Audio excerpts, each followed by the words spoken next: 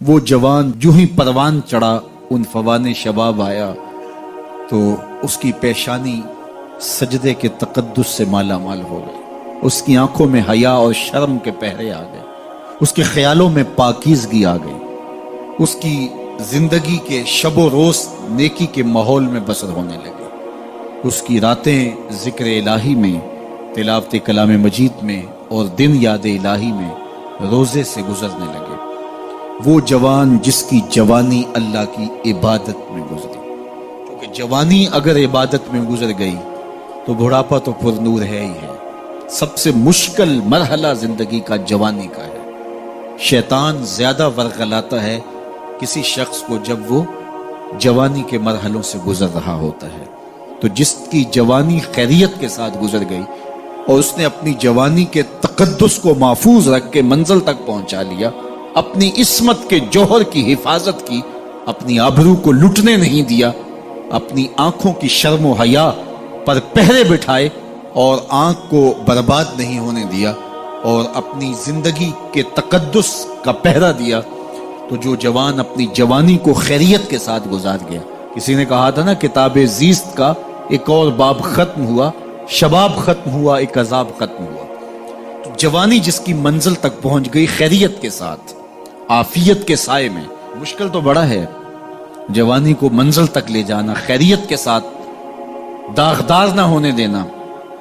جوانی کے تقدس کو رسوا نہ ہونے دینا، عصمت کے جوہر پہ کالک نہ لگنے دینا، خواہشات کو غالب نہ آنے دینا۔ آسان کام تو نہیں ہے، مشکل کام ہے، لیکن اگر کوئی مشکل کاٹ گیا، جوانی کے تھوڑے سے ایام میں گزار گیا، اللہ اکبر۔ حضرت شیخ ختلی کہتے ہیں، داتا گنج بخش علی حجویری علیہ رحمہ کے مرشد ہیں، الدنیا یومن ولنا فیہا صومن۔ وہ کہتے ہیں دنیا ایک دن ہے، ہم روزہ رکھ کے گزار رہے ہیں۔ تو روزہ رکھ کے سارا دن گزر ہی جاتا ہے، دوپہر بھی آتی ہے گزر جاتی ہے، اور عصر کا وقت بھی آتا ہے گزر جاتا ہے، کھانے کا وقت بھی آتا ہے، چائے کا وقت بھی آتا ہے، سب کچھ ہوتا ہے لیکن گزر جاتا ہے، افطار تک بندہ پہنچ جاتا ہے۔ جس نے زندگی روزے کی طرح گزار دی، جس نے جوانی روزہ رکھ کے گزار دی، خواہشات کو بے قابو نہیں ہونے دیا، مشکل کام تھا لیکن اس نے مشکل کام کر دکھایا۔ اجر کتنا بڑا ہے، سنیے اللہ کے محبوب کی زبان سے سنیے۔ حضور نے ارشاد فرمایا جو سید ابو ہریرہ کے ذریعے سے ہمارے تک پہنچا، فرمایا قیامت کے دن جب سورج کا رخ سیدھا ہوگا، زمین تانبے کی ہوگی، لوگ پسینے میں شرابور ہوں گے، کوئی ٹخنوں تک پسینے میں، کوئی گھٹنوں تک، کوئی کمر تک، کسی کو پسینے کی لگام دی جائے گی، اور وہ پسینہ ایسے نہیں ہوگا جس طرح یہ پسینہ ہے، اتنا گرم ہوگا۔ ابن رجب حنبلی کہتے ہیں اس پسینے کا ایک قطرہ اگر احد پہاڑ پہ ڈال دیا جائے تو وہ پگھل جائے، اتنا گرم ہوگا، بدبودار اتنا ہوگا، ایک قطرہ دنیا پہ ڈال دیا جائے، انسان کیا جانوروں کے دماغ بھی پھٹ جائے، اس پسینے میں لوگ شرابور ہوں گے۔ لیکن جس نے اپنی جوانی کو عافیت سے گزارا ہوگا، کل قیامت کے دن جب کوئی سایہ نہیں ہوگا، اللہ اس جوان پر اپنے عرش کا ٹھنڈا سایہ عطا فرمائے۔ وہ شخص جس کو کسی عورت نے دعوت گناہ دی اور وہ صاحب منصب تھی، صاحب جمال تھی، اور اس نے یہ کہہ کے یہ خواہش، یہ آرزو مسترد کر دی، انی خاف اللہ۔ اسی طرح کوئی عورت ہے تو اس نے اپنے تقدس کی حفاظت کی، اپنی آبرو پہ پہرا دیا اور کسی پیشکش کو ٹھکرا دیا، تو فرمایا قیامت کے دن جب کوئی سایہ نہیں ہوگا، اللہ اسے بھی اپنے عرش کا ٹھنڈا سایہ دے گا۔ کیسا سخت دن ہوگا، اور وہ کس اعزاز میں ہوگا، کس تکریم میں ہوگا۔ یہ تو 4 دن 10-20 سال ہیں، اور وہ 50,000 سال کا ایک دن۔ پھر اس کو اللہ کا شکر ادا کرنا ہوگا کہ اللہ تو نے کتنا کرم کیا میرے اوپر کہ میری جوانی خیریت اور عافیت سے گزری، اور آج اس کا تو کتنا بہتر صلہ مجھ کو دے دیا۔ تمام انبیاء کی طرف سے جو ماضی میں گزرے ہیں، ایک ضرب المثل کے طور پہ بات موجود ہے، اور یہ بات میرے اور آپ کے آقا مولا نے ہمیں پہنچائی، اور وہ یہ کہ اذا لم تستحی فاصنع ما شئت، جب تیرے میں حیا باقی نہ رہے تو جو چاہے کر۔ چونکہ حیا مانے ہوگا نا یہ بڑا ہے، حیا مانے ہوگا کہ یہ ماں ہے اور یہ بات میں نے نہیں کہنی، حیا روکے گا کہ یہ باپ ہے، اس کے سامنے یہ کام نہیں کرنا، حیا روکے گا کہ یہ میرے رسول صلی اللہ علیہ وسلم کی طرف سے ممانعت ہے اور میں حضور علیہ السلام کا سامنا کل قیامت کے دن کرنا ہے، حیا روکے گا کہ یہ میرے رب کا فرمان ہے، اور کیا میرا اللہ مجھے دیکھ نہیں رہا؟ حیا ہے تو گناہوں سے خود بخود روکو گے، کوئی کیمرہ نہیں تو پھر بھی رک جاؤ گے، کوئی سیکورٹی نہیں تو پھر بھی رک جاؤ گے، کوئی واچ نہیں کر رہا پھر بھی رکو گے، بند کمرے میں بھی رکو گے، اپنے رب سے حیا کرو۔ لیکن اگر رب سے حیا نہیں ہوگا، اس کے رسول سے حیا نہیں ہوگا، تو پھر جو مرضی کرو، پھر تمہیں نہ کوئی کیمرہ روک سکتا ہے، نہ باپ روک سکتا ہے، نہ ماں روک سکتی ہے، نہ بڑا بھائی روک سکتا ہے، کوئی نہیں روک سکتا تمہیں جب تمہارے اندر حیا نہیں ہے۔ حیا ہوگا تو پھر گناہوں سے خود بخود بچتے چلے جاؤ گے، برے اعمال سے بچتے چلے جاؤ گے، بد اخلاقی سے بچو گے، زبان سے جملہ نکالنے سے قبل سوچو گے کہ یہ جملہ مناسب نہیں ہے تو میں اس کو کبھی بھی نہیں بول سکتا، اس لیے کہ حیا مانے ہو جائے گا اور طبیعتوں کے اندر ایک نور پیدا ہوتا چلا جائے گا، اور یہ پردہ جب اٹھ گیا اور یہ ڈر جب ختم ہو گیا تو پھر راستے صاف ہو جاتے ہیں، جو مرضی کرتا ہو کوئی پرواہ نہیں ہوتی ہے۔ مدینہ المنورہ میں صحابہ تشریف فرما تھے کہ ایک خاتون گزری، سیاہ رنگت، حبشی نژاد، تو ایک صحابی فرمانے لگے اگر جنتی خاتون دیکھنی ہے تو یہ خاتون ہے۔ تو پوچھا کہ یہ کیسے؟ کہا ایک دن یہ خاتون حضور کے پاس آئی اور اس نے کہا حضور مجھے مرگی کے دورے پڑتے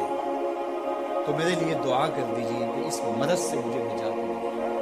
تو آقا کریم علیہ السلام نے فرمایا اگر تم کہو تو میں دعا کر دیتا ہوں اور یہ دورے تمہیں نہیں پڑیں گے، اور اگر تم ان پہ صبر کر لو تو میں تمہیں جنت کا وعدہ دوں۔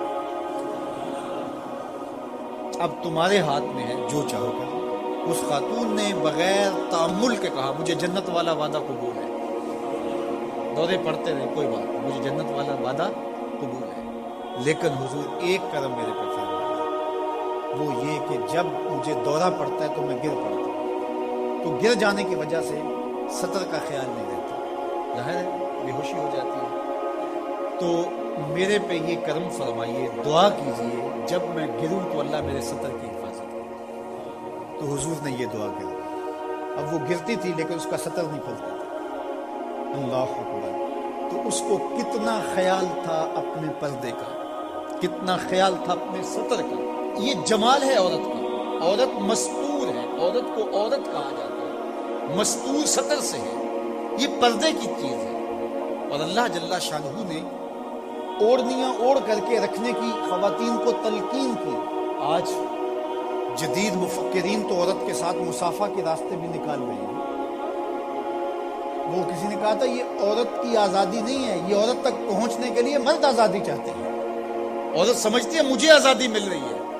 یہ تجھے آزادی نہیں دی جا رہی، یہ تیری آبرو کو،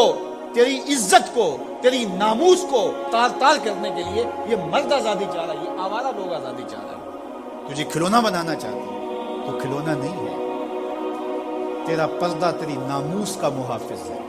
تیرے برقعے کی ایک ایک سلوٹ تیرے حیا کا پہرا ہے۔ آج مغرب مختلف ذرائع سے ہم سے یہ جوہر چھیننا چاہتا ہے،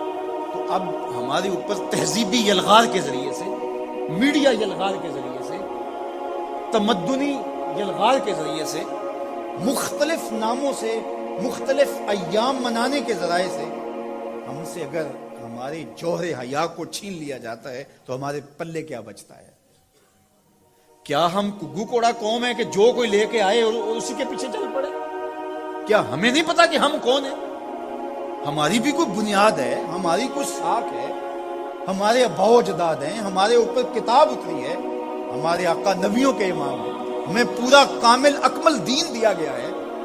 کیا ہم وسیع ظرفی کے نام سے، روشن خیالی کے نام سے سب کچھ اختیار کر لیں گے؟